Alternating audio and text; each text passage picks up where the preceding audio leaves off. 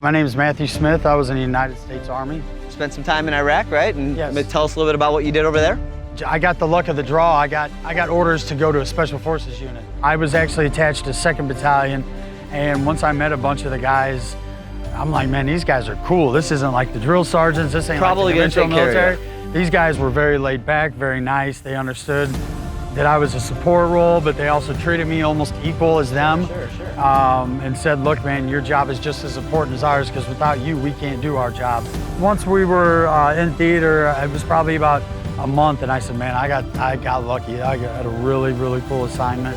I can tell you because of the unit I was with, people ask, did I fire my weapon? Yes. Was I fired at? Yes. So I came home to St. Louis to take my 2 weeks leave. You know, I started doing drugs back here in St. Louis, started hanging with people I never did. It caused me to go back a day later, and so they counted me AWOL. I ended up, because of the unit I was at again, they wiped that off my record. I didn't get in trouble, but I got scolded pretty hard. But then after that, I go, man, I just did something bad and I got away with it. And it kind of just progressed while I was in. It's taken years later to find out through coming to the VA, getting treatment, that you know, a traumatic episode obviously happened while I was over there on my deployment. Multiple traumatic experiences.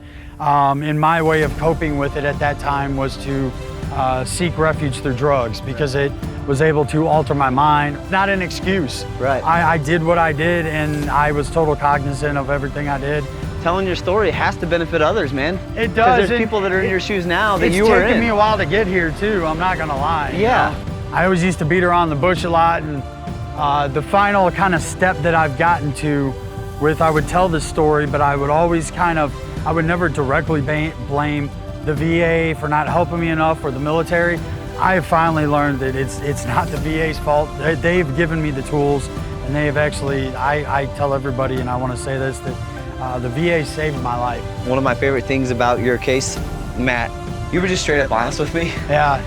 Hey, Which is it's tough sometimes, but yeah, and tough. you know, got in a little trouble, did some time, yeah. and then you know struggled with, you know, addiction. Yeah. But I'll never forget too, like when you said you'd been clean for 2 years, I'm pretty sure I emailed back and said, hey, we're just going to cover the total cost of these bills right. to help you out. Out of all the cases we work on every year, I just love it when a veteran is very honest, even if it's really tough.